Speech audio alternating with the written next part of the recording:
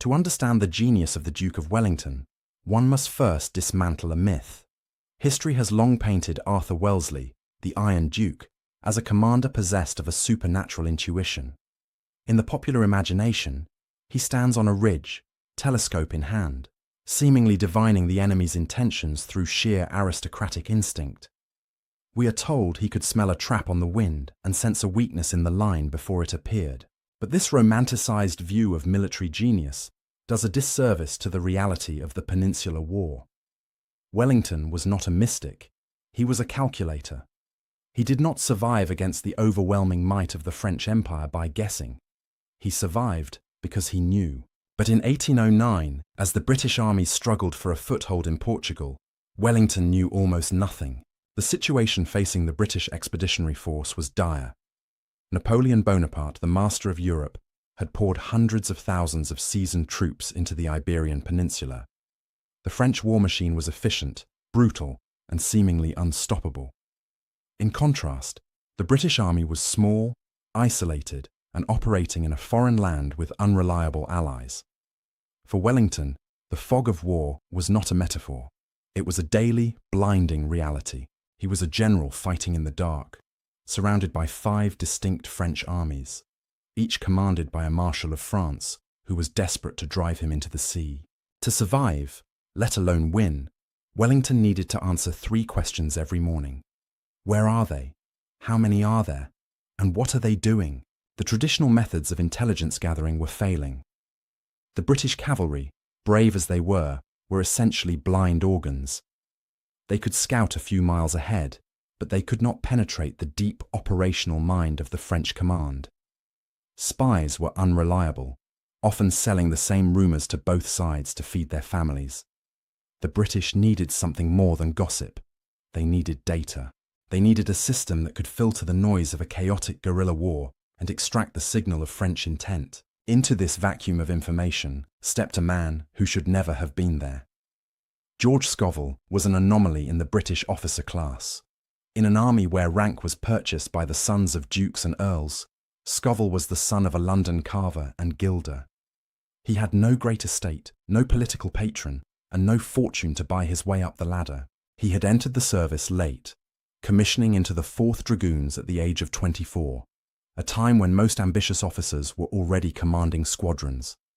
By the standards of his day, he was a nobody, a middle-class professional in an aristocrat's game. But Scoville possessed a weapon that the wealthy dilettantes of the cavalry mess lacked. He had a mind that craved order. While his peers spent their downtime drinking claret and gambling away their inheritance, Scoville studied languages and logistics. He was zealous, indefatigable, and methodical. In 1809, he was assigned to the Quartermaster General's Department, the unglamorous engine room of the army responsible for movement and supply. It was here, amidst the dust and the paperwork, that Scoville began to see what others missed. He noticed that the war in Spain was producing a byproduct that the British were ignoring. The Spanish countryside was in open revolt. Guerrilla fighters were constantly ambushing French couriers, killing the riders and looting the saddlebags. The letters these couriers carried, orders from marshals, complaints from soldiers, reports to King Joseph in Madrid, were usually treated as trash. They were used to light pipes or wipe boots. But George Scoville looked at these torn, blood-stained scraps of paper and saw a mosaic. He realized that if he could collect enough of them, categorize them, and read them, he could reconstruct the entire nervous system of the French army. He was about to invent modern military intelligence. But first, he had to convince a rigid, traditional army that a pile of dirty paper was worth more than a regiment of cavalry. The stage was set for a revolution in warfare, one that would be fought not with sabres, but with a lexicon and a magnifying glass. But an idea is useless without an infrastructure to support it. Scoville understood that intelligence was not a solitary pursuit. It required a network. In 1809, the communication between the British army and the Spanish population was a disaster of misunderstandings and mutual suspicion. British officers, often haughty and dismissive of the peasantry, struggled to extract reliable information from the locals. The Spanish, in turn, viewed the British as heretics and opportunists, barely better than the French. Scoville realized that to defeat Napoleon, the British army had to stop acting like an island and start integrating with the sea of people around them. His solution was the creation of the Staff Corps of Cavalry, later known as the Army Guides. This was Scoville's first great act of institutional engineering. He petitioned Wellington for a dedicated unit, not of fighters, but of communicators. He recruited men who were reliable, disciplined, and crucially, literate. He dressed them in distinctive uniforms, red jackets with blue facings, setting them apart from the regular line regiments, and gave them a mandate that was entirely new. They were to be the connective tissue of the army. These guides were part military police, part courier service, and part intelligence agents. Under Scoville's strict supervision, they brought order to the chaos of the march. They protected the peasantry from looting British soldiers, earning the trust of the locals. In return, the locals began to trust Scoville. The flow of information shifted. Spanish partisans, who previously kept their observations to themselves, began to seek out the men in the blue-faced coats. They brought reports of French troop movements, rumors from the occupied towns, and, most importantly, the intercepted mailbags that would soon become Scoville's obsession. The efficacy of Scoville's new system was tested almost immediately at the Battle of Aporto in May 1809. The situation was a classic military deadlock.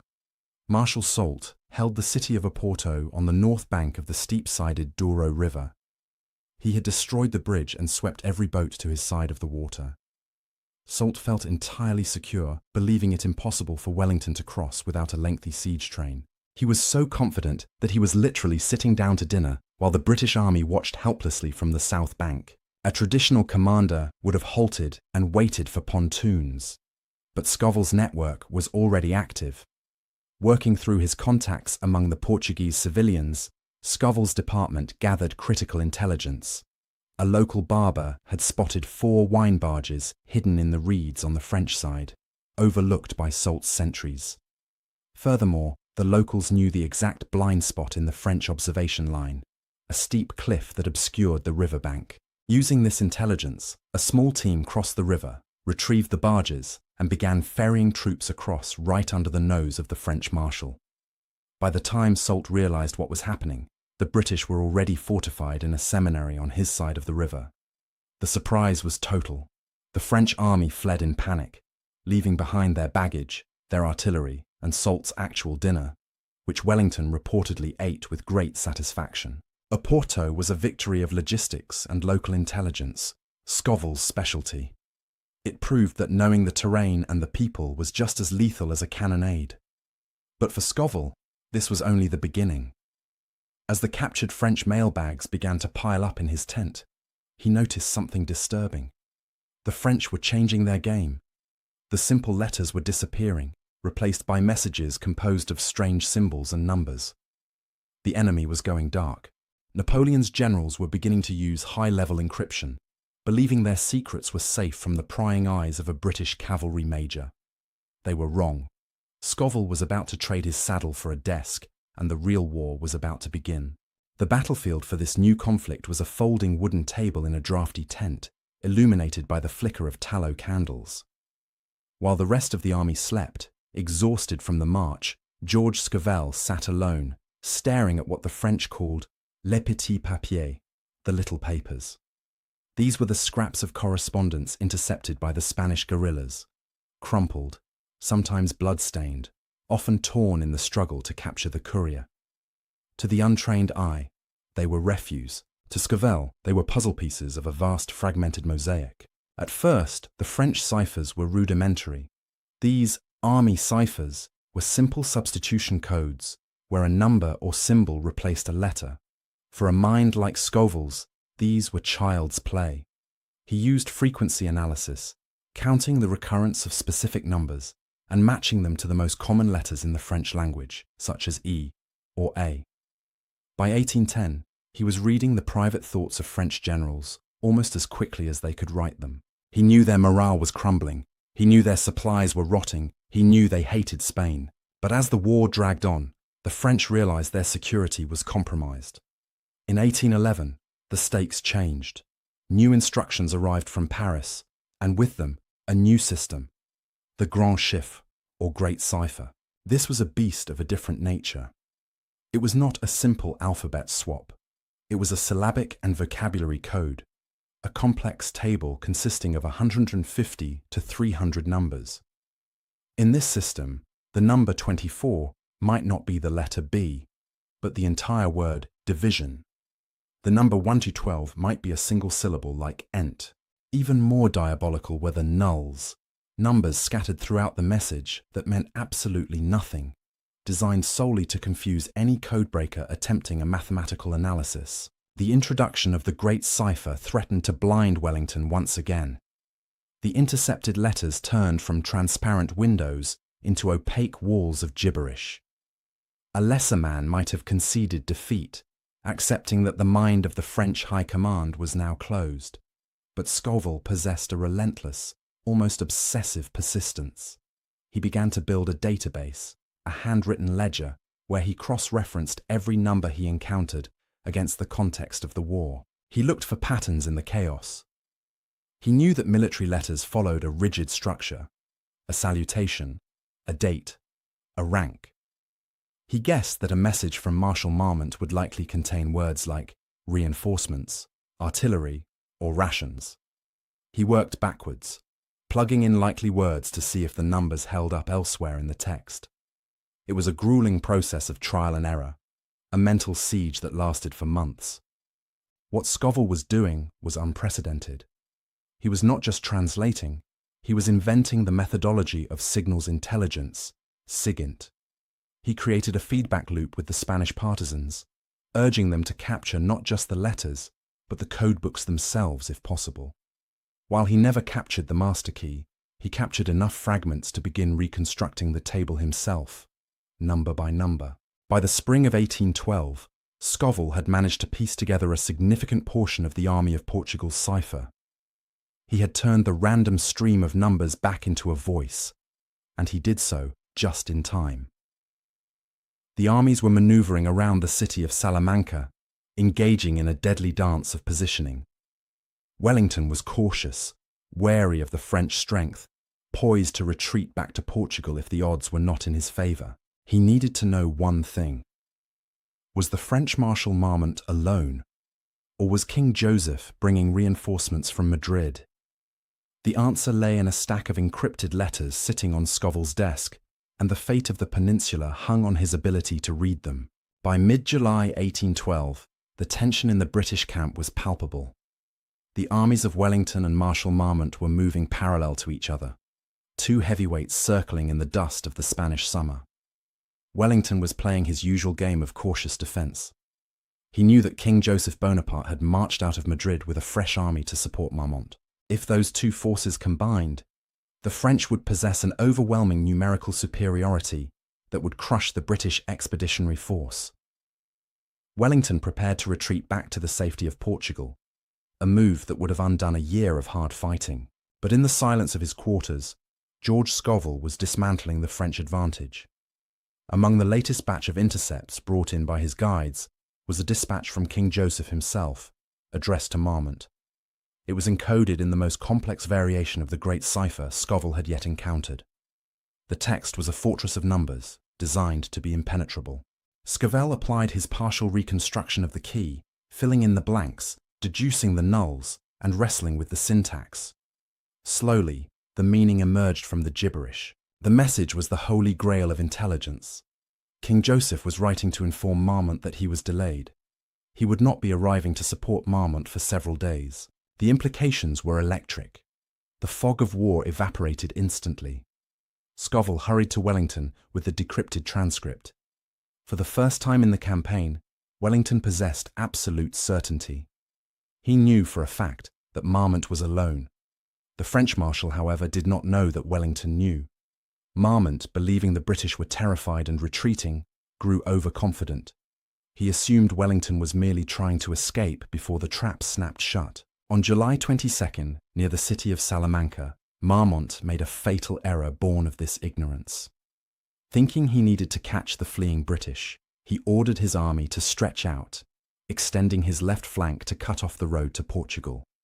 He thinned his line, separating his divisions, believing he was chasing a rabbit, not waking a lion. Wellington was observing the French maneuvers while eating a lunch of cold chicken. Through his telescope, he saw the French divisions drift apart, opening a gap in their center. Because of Scoville, Wellington knew there was no reserve force coming to plug that gap. He threw the chicken leg over his shoulder and declared that the French were lost. The transformation was instantaneous. The defensive general became the aggressor. Wellington unleashed his infantry, hidden behind the reverse slope of the hills. The British 3rd Division, led by the fiery General Pakenham, smashed into the overextended French flank. It was not a battle, it was an execution. In the span of 40 minutes, the British army destroyed 40,000 French troops. The French army of Portugal was shattered, its cohesion obliterated by a strike that seemed to come from nowhere.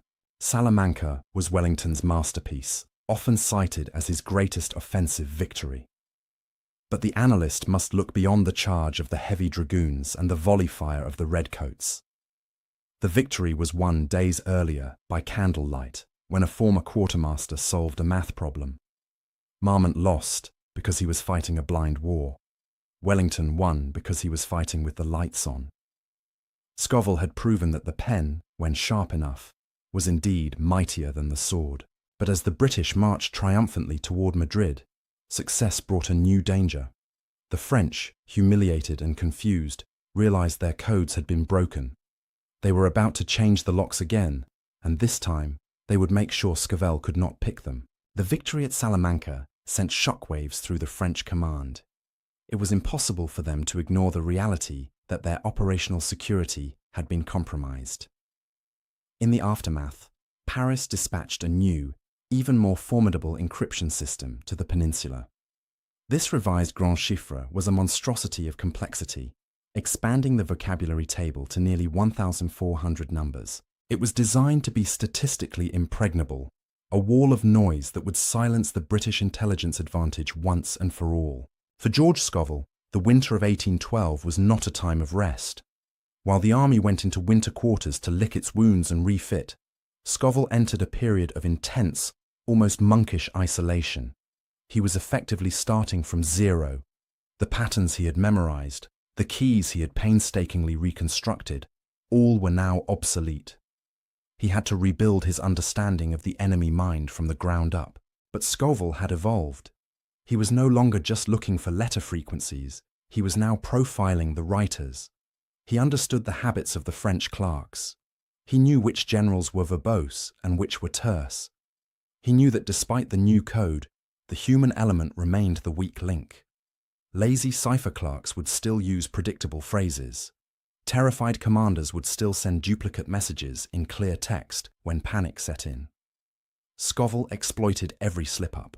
He worked with a feverish intensity, his eyes straining against the candlelight, driving himself to the brink of exhaustion. By the spring of 1813, as the wildflowers bloomed across the Spanish plains, Scoville had achieved the impossible. He had cracked the new code. He had not just found a few letters, he had reconstructed the majority of the 1,400 entry table. He possessed the master key to the French occupation. This achievement fundamentally changed the nature of the war for the upcoming campaign. In previous years, Wellington had fought a war of reaction, defending Portugal, seizing opportunities only when they presented themselves. Now, armed with Scoville's master key, Wellington planned a war of annihilation. He intended to sweep the French out of Spain in a single decisive maneuver. The campaign of 1813 was less a series of battles and more a choreographed dance. Wellington moved his army in two great wings. To the French, his movements seemed baffling. He bypassed their strong points, flanked their defensive lines, and appeared across rivers they thought were impassable. The French commanders, King Joseph and Marshal Jourdan, were bewildered. Every time they established a defensive position, they found Wellington already maneuvering around their flank, threatening to cut them off. They were forced to retreat, again and again, without firing a shot. They felt the British army closing in, but they could not understand how Wellington was moving with such terrifying precision. They did not know that every order they sent to concentrate their forces Every plea for supplies and every discussion of their retreat route was landing on Scoville's desk before it even reached the French frontline commanders. The invisible siege was tightening. Wellington was herding the French army like cattle towards the town of Vittoria, where he intended to deliver the final blow.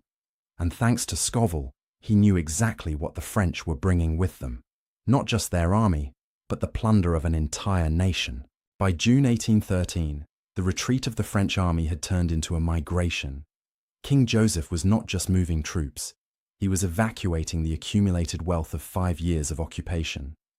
The baggage train was miles long, wagons piled high with paintings, gold, tapestries, and the mistresses and hangers-on of the court. They funneled into the basin of Vittoria, a bottleneck in the Basque Mountains. It was a logistical nightmare, a trap of their own making. Scoville's contribution here was surgical. On the eve of battle, his codebreakers intercepted a vital communication regarding the French retreat plan. The message revealed that the main road to Bayonne, the direct route to France, was hopelessly clogged with the king's convoy. The French army was effectively paralyzed, tethered to its own loot. More importantly, Scoville identified that the French had failed to destroy the bridges across the Zadorra River in their confusion. Armed with this picture of chaos, Wellington did not just attack the French front, he aimed for their jugular. He detached a massive column under General Thomas Graham with specific instructions to loop around the French army and strike the road to Bayonne. He wasn't trying to push them back, he was closing the door. The Battle of Vittoria began on June 21st. It was a chaotic, sprawling engagement, but the decisive moment occurred exactly where Scoville's data predicted. Graham's column severed the main road. Panic swept through the French ranks like a virus. Realizing their escape route was blocked, the discipline of the Grande Armée evaporated. Soldiers abandoned their muskets to save their skins.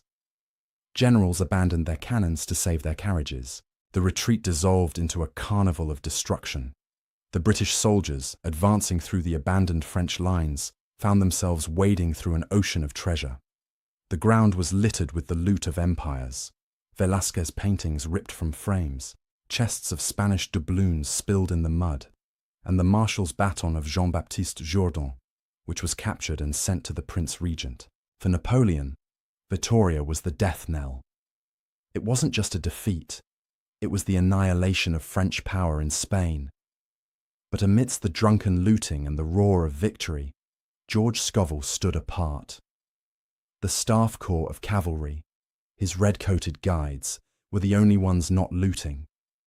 They were busy securing the captured French archives, the final pieces of the intelligence puzzle. Scoville had helped orchestrate the collapse of an army, but as the smoke cleared, the reality of his position began to settle in.